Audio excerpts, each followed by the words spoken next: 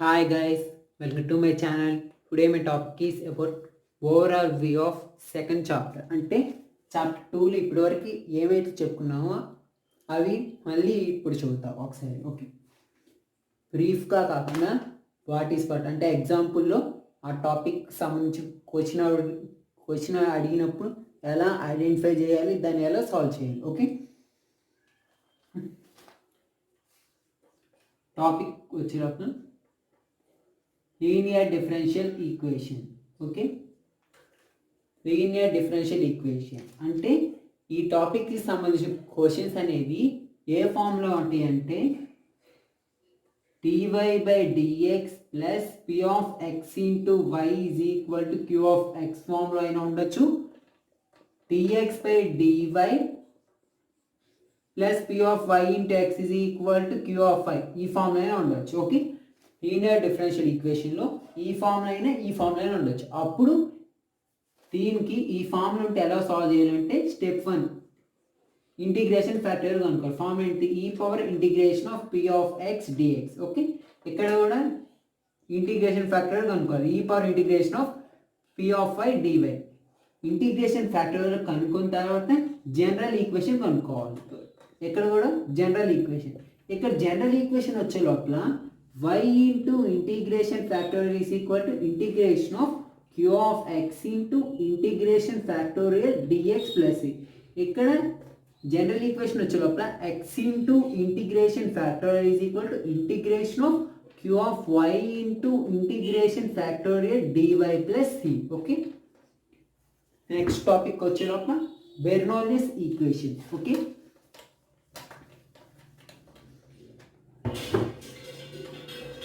Next Bernoulli's equation. Okay, బేసికల్గా ఈ Bernoulli's equation అనేది ఎక్స్టెన్షన్ ఆఫ్ లీనియర్ డిఫరెన్షియల్ ఈక్వేషన్కి ఎక్స్టెన్షన్. అంటే ఎట్లా ఉండేదంటే dy dx plus p of x into y is equal to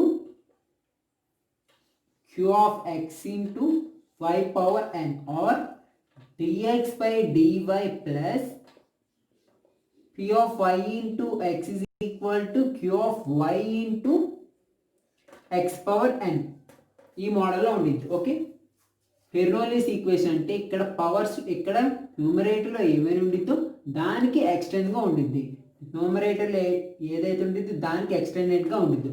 okay, అప్పుడు ఏం చేయాలంటే ముందు ఇక్కడ ఎక్స్టెండెడ్గా దీన్ని చివరిలో లీనియర్ డిఫరెన్షియల్ ఈక్వేషన్లో కన్వర్ట్ చేయాలి మళ్ళీ. ఓకే, దానికి స్టెప్ 1. ఇక్కడ స్టెప్ 1 ఏం చేయాలి? దీన్ని ఎలిమినేట్ చేయాలి. ఎలిమినేట్ చేయాలంటే ఇక్కడ టర్మ్ని బోత్ సైడ్స్ డివైడ్ చేస్తే ఎలిమినేట్ అయింది. ఎలిమినేట్ చేసిన తర్వాత ఇక్కడ స్టెప్ 2లో ఈ పార్ట్లో మనకి y పవర్ n-1 వచ్చింది. దానిని y పవర్ uగా తీసుకొని కన్సిడర్ చేసిన తర్వాత అప్పుడు దీన్ని కనుక సాల్వ్ చేస్తే ఈ వాల్యూ వచ్చింది. అప్పుడు వచ్చిన వాల్యూని అంటే ఈ వాల్యూ అంటే ఈ వాల్యూకి ఇంకో ఈక్వేషన్ వచ్చింది. అప్పుడు వచ్చిన ఈక్వేషన్ ఈ వాల్యూ బదులు ఆ ఈక్వేషన్ సబ్స్టిట్యూట్ చేస్తే అది లీనియర్ డిఫరెన్షియల్ ఈక్వేషన్ ఫామ్లో ఉండిద్ది. అప్పుడు దానికి ఇంటిగ్రేషన్ ఫ్యాక్టోరియల్ కనుక్కోవాలి. నెక్స్ట్ ఇంటిగ్రేషన్ అయిపోయిన తర్వాత జనరల్ ఈక్వేషన్ కనుక్కోవాలి. Okay, next exact differential equation. Okay, exact differential equation. Exact differential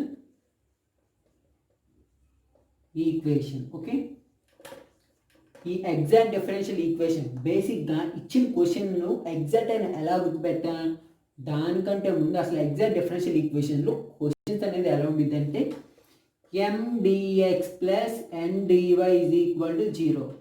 ఇచ్చిన క్వశ్చన్ అనేది mdx plus ndy is equal to 0 ఆ మోడల్లో ఇస్తే ఎగ్జాక్ట్ డిఫరెన్షియల్ ఈక్వేషన్. ఓకే, ఇచ్చిన క్వశ్చన్ ఎగ్జాక్ట్ అని ఎలా కనుక్కోవాలంటే దానికంటే ముందు క్యాపిటల్ ఎంని partial differentiative with respect to వైతో, క్యాపిటల్ ఎంని partial differentiative with respect to ఎక్స్తో చేయాలి.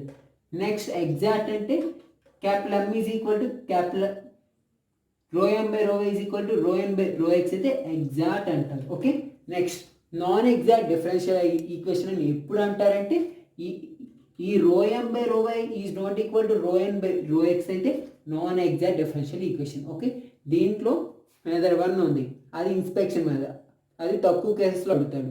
నెక్స్ట్ సెకండ్ మెథడ్ వచ్చే లోపల హోమోజీనియస్ మెథడ్, నాన్ ఎగ్జాక్ట్లో మెథడ్ 2 వచ్చే లోపల హోమోజీనియస్ మెథడ్. ఓకే, ఈ హోమోజీనియస్ మెథడ్ అంటే ఇచ్చిన క్వశ్చన్ హోమోజీనియస్ అని ఎట్లా గుర్తుపెడతామంటే ఇక్కడ క్యాపిటల్ ఎంలో ఉన్న వేరియబుల్స్ యొక్క పవర్స్ క్యాపిటల్ ఎన్లో ఉన్న వేరియబుల్స్ యొక్క పవర్స్ అనేవి ఈక్వల్గా ఉంటే వాటిని హోమోజీనియస్ మెథడ్. ఆ హోమోజీనియస్ మెథడ్ ఎక్కడ ఉండేది అంటే నాన్ ఎగ్జాక్ట్లో మెథడ్ 2. ఆ హోమోజీనియస్ మెథడ్ అనేది నాన్ ఎగ్జాక్ట్ మెథడ్. దాన్ని ఎగ్జాక్ట్ చేయాలంటే ఇంటిగ్రేషన్ ఫ్యాక్టోరియల్ అనేది యూజ్ చేస్తాం. ఇంటిగ్రేషన్ ఫ్యాక్టోరియల్ ఫార్మ్ ఏంటి? 1/mx plus ny.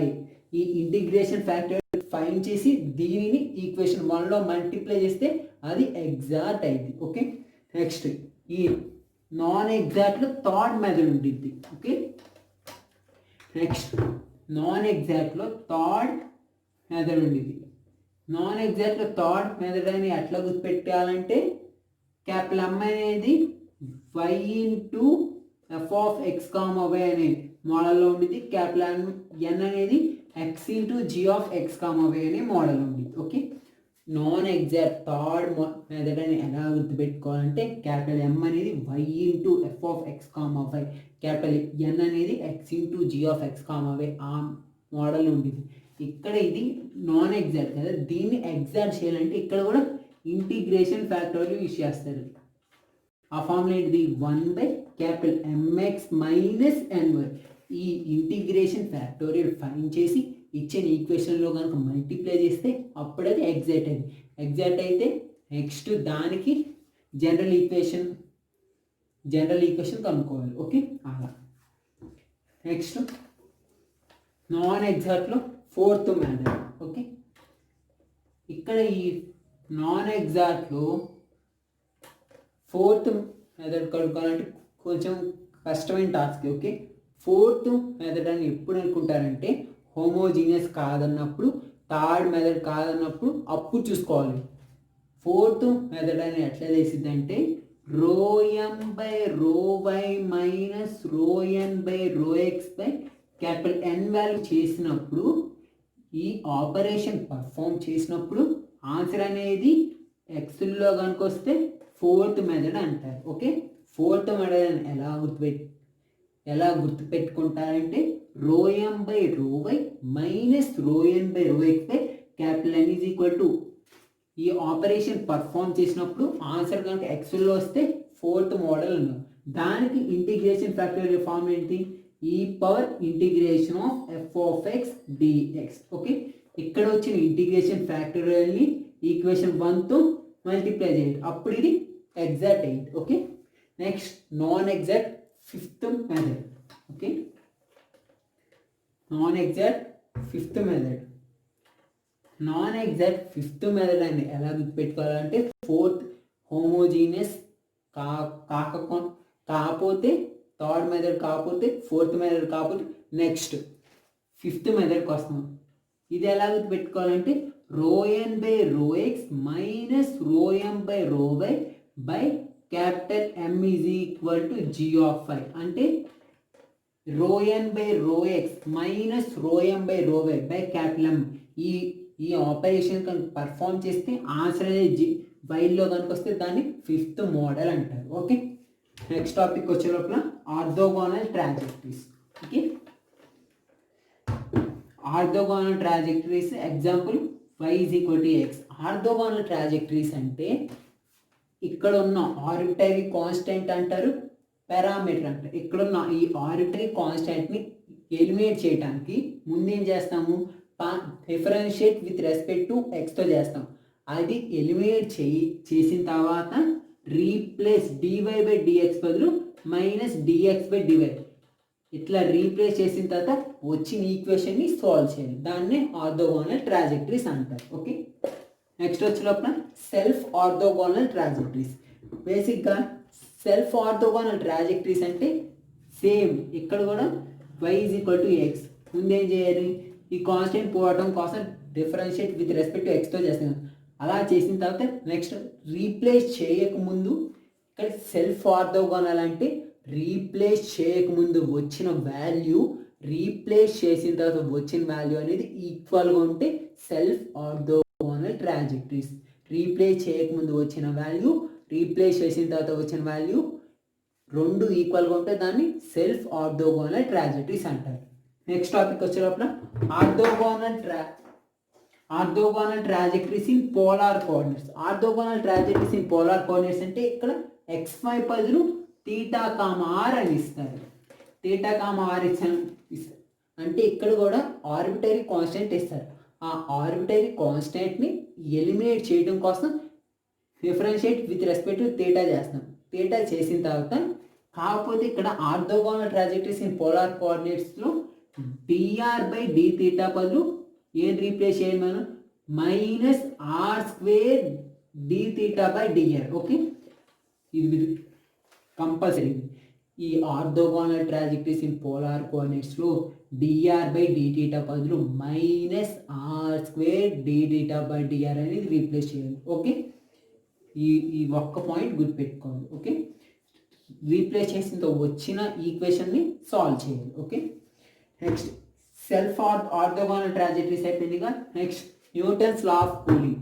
Newton's law of cooling అంటే θ = θ0 + c × e⁻ kT. బేసిక్గా ఈ Newton's law of cooling time కనుక్కోమని ఇస్తారు, టెంపరేచర్ కనుక్కోమని ఇస్తారు. ఓకే, బేసిక్గా న్యూటన్స్ లా ఆఫ్ కూలింగ్ అనే formula θ = θ0 + c × e⁻ kT. Time కనుక్కోవాలి, టెంపరేచర్ కనుక్కోవాలి. ఇక్కడ టైం టెంపరేచర్ కనుక్కున్నప్పుడు ఇక్కడ 3 కండిషన్స్ ఇస్తారు. ఓకే, న్యూటన్స్ లా ఆఫ్ కూలింగ్లో 3 కండిషన్స్ ఇస్తారు. ఆ 3 కండిషన్స్ ద్వారా టైం కనుక్కోవాలి, టెంపరేచర్ కనుక్కోవాలి. ఓకే, ఇక్కడ న్యూటన్స్ లా ఆఫ్ కూలింగ్ అనే మెథడ్ అనేది ఒకటి నేర్చుకున్నారనుకో, మీరు టైం నేర్చుకున్నారనుకో టెంపరేచర్ కూడా ఈజీగా వచ్చేస్తుంది. Okay, next law of nature growth or decay.